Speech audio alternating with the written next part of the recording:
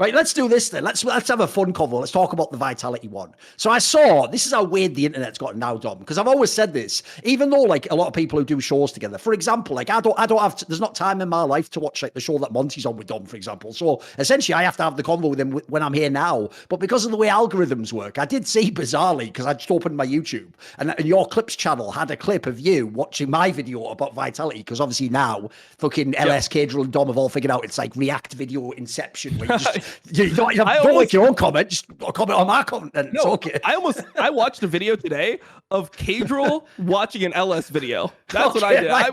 You've got that deep. To a video of Cadril reacting to an LS video of LS reacting to a draft, and I just made sure that like I had the stance, like no matter what it is, I just say the opposite of what the other two people said. It's the meta. That's the meta. I just think like the position where you know LS starts with like this Fnatic draft is terrible. Then Cadril comes in. Actually, I think that the Fnatic draft is okay. And then I said this Fnatic draft is the best draft known to man. I love this fucking draft. So are you posting this? Because I need to react to yours. Exactly. Yes. Yeah, I only actually reacted to a minute. I kind of sold it, you know, because it was funnier if I made it seem like I reacted to the whole 30-minute video. But yeah, you know, it was only about a minute. You got to react to Cadril's.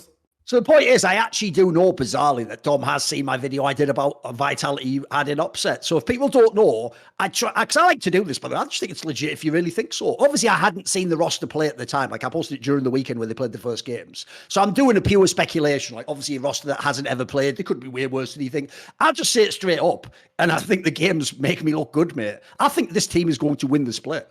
I'm not even saying they're going to be like, they can contend with G2. I think this team will win the split. And essentially the quick version is, first of all, Kaiser immediately looks like half fixed just from immediately playing with upset. Like they're clearly on the same page. And then now that they've got upset, and by the way, this is how anyone who thinks last year we were overrating upset, bro, he hasn't even played this year. He just walked in. He's the best again. He's the best already. He hasn't even fucking died. And by the way, Ender, you utter clown. What was that question like? Do you think he can go undefeated for the rest of the group? Why would he go undefeated? Why would he not die for 6 games as ADC? Like, bro, come on. That's look, I know you just asked it off the top of your head, but like, keep it on the top of your head, mate. That's a shit question. I'm an interviewer. I can tell you that was a bad question. So anyway, and it's just fucking nonsense, isn't it? Like, what's he going to go like? No, I think he probably should die 7 times next game. Shut the fuck up, you idiot. So anyway, to bring it back though, he looks amazing. And then when you look at the team now, spoiler, Photon still hasn't had a bad game ever at LEC as far as I can tell. Perks just was literally just bing chilling. Didn't even have to do anything in some of these games. Guys, this team, for real, I think can be one of the best Western lineups we've ever had. Like, it looks like, for real, you can play through all 3 lanes. You have a jungler who can carry jungle and supportive jungle. And if they've actually fixed Kaiser,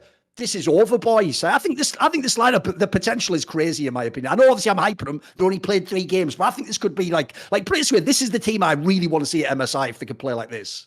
100%.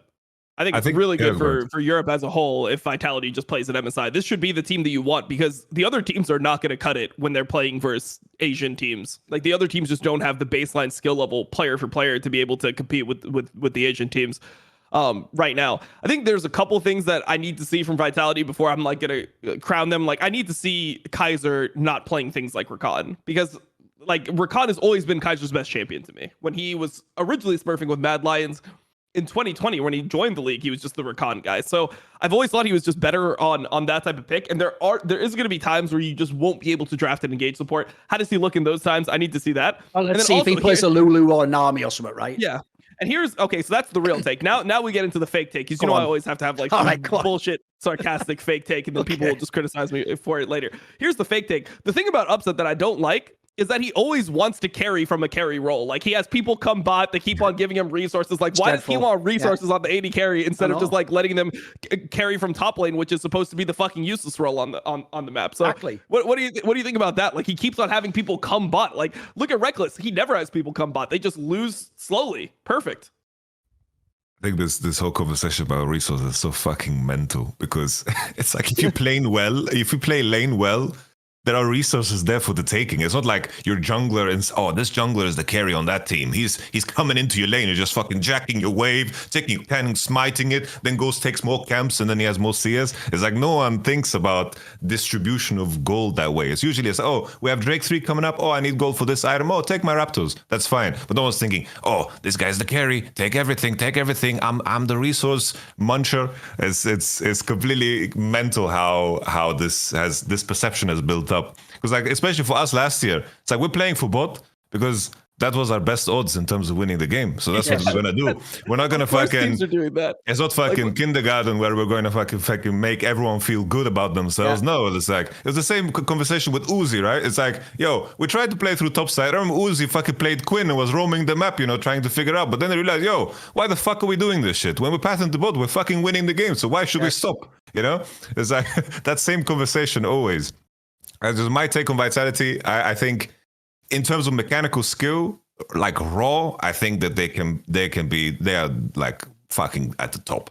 Fucking the potential there is insane. I think if they are playing games with their winning lanes, and that's going to happen often, they will dominate and choke you out and make you look like shit. The main question for me is, when the games are more contentious, are they going to experience that same level of, I guess, questionability? Sometimes we hear these comms come out and people just shouting, and they make decisions that are kind of, off the cuff, like they're diving turrets, they shouldn't be diving, and they're kind of, all over the place. I think that is like the main question, because I think if I imagine them in a best of 5 against G2, I think G2 is very sharp in those moments. If they see that you are disconnected in some type of way, they really, really fuck you hard. And this is something that G2 is really, really good at. If they can find leads, I think they'll be able to convert super well, and they'll find leads against most players in the entire league. But the main test will be, if the games are more contentious and the drafts are more contentious, what is going to happen later on in the game. I think Upset is a very positive and dominant force, and like a very good communicator in terms of direction within the game. And I think either way, that is a massive, massive upgrade for Vitality. But I think before I am ready to crown them the winner, I would have to see them play out those more contentious games. Because in the end, Vitality last split 2 in the regular season, they were winning games, but it was very clear that the bot lane looked like shit. Now they're winning games and their bot lane is looking good. That is like the evolution I feel so far.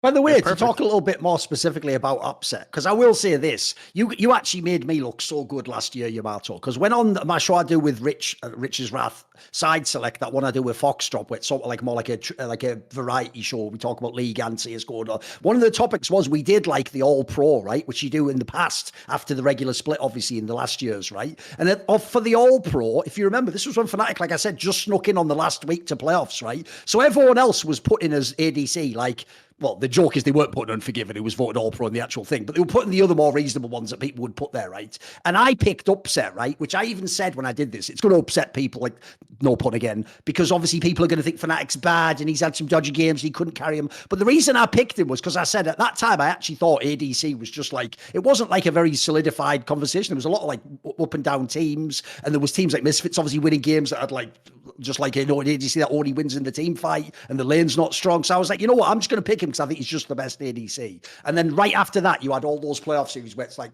it just looked fucking amazing. Like, anyone who wants to talk shit on Upset, I actually think this, right? If you did it before Summer Split last year, you're just a pleb who has no eye test. But that's okay. There's a lot of casual fans. I get it. So fine. If after summer last year, the playoffs, you're still talking shit on Upset, you actually just fundamentally, irrationally hate this guy and don't know anything about League of Legends. Because it's like Dom's joke there about resources. What's he supposed to do? Not take this mid-wave and let like his Scion come down. Like, what are you talking about? That wouldn't make any sense. Like, in that scenario, go watch those playoff games. Even if it was true, right? It isn't, but let's imagine it was true, all the claims about Upset, Yamato. Like, he just demands it all. He's selfish. Well, you know what? He was fucking right in that team, though, wasn't he? Because it looked fucking amazing when they gave up Herald and he just took all those waves and carried every motherfucking game. And on top of that, then because they had that bot lane, which was the only like legitimate part that they knew could carry, then Yamato could at least band-aid the bloody draft. Like, it feels like Upset was like the player you basically like dug yourself out of the hole with last year, right? No, for sure. It's like we had a very clear identity in terms of what is successful. It's like we definitely tried to create circumstances where we played through top side or played through mid. And I don't want to put that blame solely on one person, because in the end, if you commit to an idea within the game, everyone needs to commit on it. But we found the most success when we were playing through bot side. And that was also true when we had the Bwipo roster. It's like when we were working with Bwipo, Hilly, Upset, it's like this was the first time I went to a world championship and I didn't get sister-fisted by every Asian team. You know, we scrimmed against Damwon and we went like 8-1. We were completely annihilating them. Okay, keep going. And, keep hyping me. Keep hyping me. We were screaming against T1, and it's like we went like 2-4. We won 2 games strictly because we just dominated through bottom side. And at some point, won a game on stage. No, yeah, we won a game on stage too. It's like in that game, it was also a very bot-centric game. But although I think T1's draft was very bad, right? He means from the other year though. Yes, this was 2022, but it's just it's like at some point you figure out. That's what I was talking about. No, sorry. Did you mean last Worlds or the 2 Worlds ago? So 2021, we were annihilating. We were winning scrims. We were winning scrims. 2022, our scrims are so shit. We weren't winning against anyone. We were fucking getting like we were scrimming against DRX. But you were 8-1 against 2021 Damon. Yeah, that's why it's nuts. Yeah. The one where they upset never played Worlds, sadly. Oh, I thought he was talking about last year. No, that's why it's sick. He was even dominating fucking. True. It's like I still have those votes. I hope one day I can just like show them. It's like what happened in those games is fucking beautiful. It's like you had what's his name? Ghost was like hiding in the reckless bush. Wait a minute. Why does it, Dom? Why does he have those VODs saved? Like he makes that sound like he comes home and on his computer instead of porn, there's just a folder of like scrim VODs 2021, and he sums up like, all right, you know what? Fuck it, I'm not doing anything tonight. Like damn one time. I bet they're sick though. It sounds awesome. Fair play. Yeah, but the main point though, I think it's just you figure out the best way to play the game. You figure what gives you the most odds, and it's not like, oh, now they're so predictable. They're playing around bottom side. No, you're doing actively things that are good. It's like you can extract value even if the enemy plays accordingly, and you can punish mistakes, and you can set up for drakes. You can set up for invades. There are plays that you can recreate regardless of what the enemy does against you if you play correctly and draft accordingly. It's not like enemy team went in the game. Oh, these guys are playing around bottom side. Now we got them figured out. No, it's like you still need to deal with it, right? It's like walking into an MMA fight. It's like this guy has fucking leg kicks. Now I know it. Now what am I like? Yeah, he's fucking kicking my leg. What am I doing? I knew about it before the fight, but I wish he stopped doing that. I know it really hurts. Exactly. I know. But I knew about it. Why is it still working? Exactly. You know, here's another thing. How about the fact that Riot has just made the game best to be played around bot since they made Drake super fucking OP in 2020. It's just the best way to play League of Legends. Yep. Agreed. I feel like that's all that needs to be said. Like, Drakes are fucking broken. You're supposed to be playing around bot side. Yeah, they're playing around bot side because you're supposed to play around bot side. This is the reason everyone says top is weak and bot's OP. That still applies. Like, I don't know why people don't make the connection. People sit there in their solo queue games, complain about top being weak, and then when Upset is playing aggressively through bot, they're like, yeah, they keep on playing through Upset, those motherfuckers. Like, how is that a bad thing? Like, you want to play through bot. It's an issue if you don't play through bot. And I'll just throw this out there as one last reason. It's also another one for my video, but it's quick. Basically, here's how you know how hype the potential for this roster is. Especially now you've seen them play.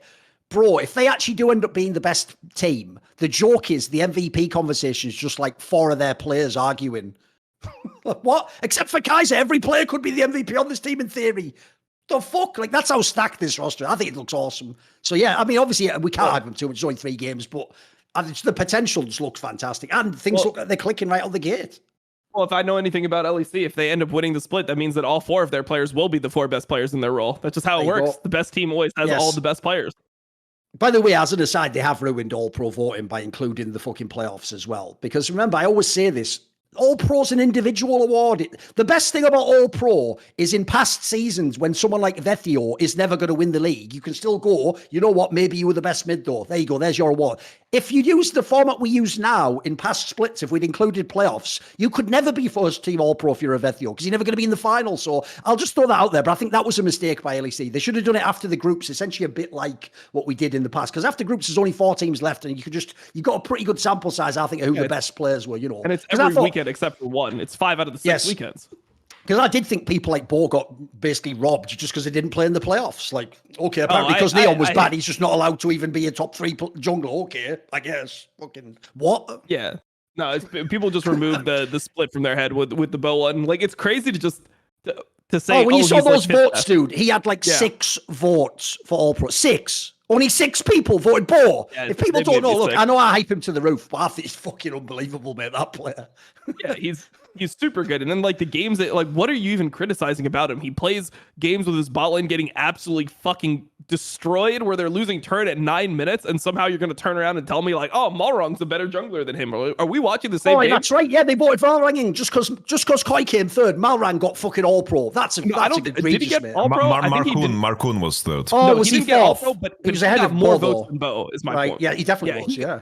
He got more votes than Bo, which I thought was super weird considering what happened in the games. Like, sure, the game 2, he plays in Italy and he's trying to gank bot, and his bot lane dives level 1, and then when he tries to gank it, one of his laners is dead. It's like, sure, he shouldn't gank it, and he should just like accept that they're gonna lose the game and just like farm his jungle to make himself look good instead of trying anything. I guess that would be a better thing if you're playing for all pro votes. But like, let's be realistic with what we saw. What about the SK series? The first game, he completely takes over the game on Elise. They're up 8K. They lose that game. The second game, he plays Karthus. The whole game is impossible to play. I don't know what people are looking at where they're like Bo is actually the 5th best jungler in LEC. Just imagine thinking that he's the 5th best jungler. Even if you don't use any of like accomplishments, you don't care about his mechanics or anything, you just look at the games, I still don't even think it's fair. When you look at the games that were played, like for the first 7 games, he was by far the best jungler in the league. And then after that, he had a series versus Heretics where he smurfed games on Kindred. He won them. He won them games. Then he had a fucking good game versus SK. The Sejuani game that he played, like what can you do on Sejuani if your bot lane loses a turret in 9 minutes? Actually, what the fuck do you do? And then you have like 2 bad Vi games like at the end of the season once they had already qualified for the next stage. You have a Nidalee game where the game is lost level 1 and a Karthus game where he can never play. Like what are we actually criticizing him? I think you a Bo believer, Yamato. Yeah, I'm giga hyped on Bo. Like all I did before the season started was just watching his Champions queue, watching his every stream. Very intriguing player, super exciting. Like it's very clear that he's something special. I would say, it is hard sometimes to judge players because in the end there is limited potential in what the game gives you based off what your teammates are doing, what the enemies are doing. I think like another conversation is like Jankos on Team Heretics. I think last split he was playing really fucking well. He was creating leads that no one could fucking convert. This weekend too, played fucking well.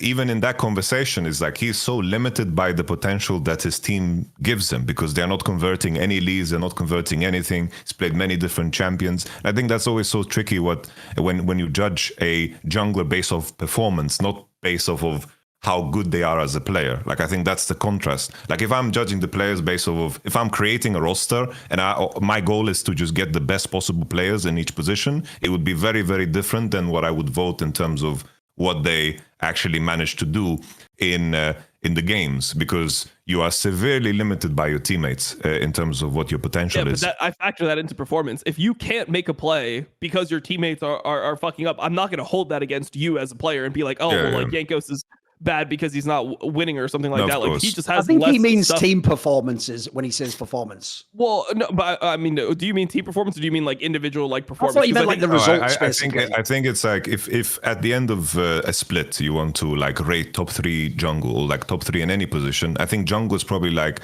the most difficult one because you are limited by what your team gives you. I think Jankos played fucking good. I think Marcoon played well. I think Elioya was like insanely consistent because Bo had like, I remember the game against XL and the game against BDS, like his Vi performance, like those 2 games were really, really terrible from a Bo standpoint. I think the Nidalee game and the Karthus game, I don't fucking blame him. But what about Okay, but like for Marcoon, right? Like the first 2 games of the split were horrible games. You remember his first 2 games? I didn't put Marcoon on third. Those are 2 fucking games in the same spring split that you're judging. So that's like that's what I don't fuck with. Because if you look at the other 7, Bo's like, okay, both of them inted super fucking hard 2 games. Yes. Like, and then you look at the other 7, and Bo is like significantly better than Marcoon in the other 7 that they play. And then when they play against each other, it's like a 1-1 in terms of like who's playing better in jungle. That's what I don't fuck with when it comes to this type of like line of reasoning, because I can relate to that for sure. I think putting Bo minimum third makes a lot of fucking sense for sure. I think if you put that in that context, Marcoon also had some real shit games. I think even against Koi, right? I think Malrang really made him look bad, and then in the end, like they didn't know how to really execute on that game. It's like I am probably one of the few people that liked Malrang's performance in winter, because every game I see him getting first blood, I see him getting kills, but his teammates are just not converting. So I was like, I liked what Malrang was doing in the context of what the meta was and him finding like level 3 ganks. Like I think almost every single game I saw him getting a kill again, and then it just was completely meaningless in the context of what Koi did. So I liked what Malrang did, but I think putting Bo third makes perfect sense if you put it in the context of where did these players have actual bad games. And I think Markoon third definitely had some really horrible Vi games. I think the series against Koi was also bad, but he also had some really, really good games. And I don't know, always when it comes to these votings, I think players are putting so much weight in terms of what they saw in scrims and what they see. Oh, for sure. Yes. And it's like, oh, this guy ganked me and fucked me, and that's why I'm gonna rate him higher. You know, that they if the players look at the lens through their perception of playing against them. But to be fair, I don't know who voted what. Like, I remember looking at the votings, I saw some egregious shit. I have like taken it out of my memories because always looking at the voting, this person is the third best for you. Kaiser was the third best support for you. Oh, okay, come on, man. That was a bit sus. We won't say who that was, but that was a I little want bit to know who disappointing. that was. You don't, because you'll get so upset if you see who it is, Dom. So don't just leave it out. Who is it? Who is it? Look Just it tell up. me. I'm gonna go look anyway. Should I say it, Yamato? Well, I don't want to say it. You can say it. But it is sweet. It was someone who appears on the broadcast voted Kaiser third.